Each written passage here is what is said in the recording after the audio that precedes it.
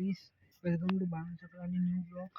आज हम देखने आए हैं नसरानी सिनेमा जोधपुर में सितारे ज़मीन आमिर खान सर की और जेनेलिया देशमुख मैम की कहानी सितारे ज़मीन पे। तो आज बहुत अच्छी मूवी देख रहे हैं और न्यू ब्लॉग है। Welcome to Bhave सकरानी blog, please to Bhave सकरानी blog, Bhave सकरानी blog. Guys जय श्री राम, गाइस जय श्री राम, जय श्री राम, गाइस जय श्री राम, जय Shri Ram. New blog, please like, subscribe and follow and share my vlogs. Update my YouTube channel also, notification on कर दीजिए। like, share, subscribe। भावे सकरानी new blogs.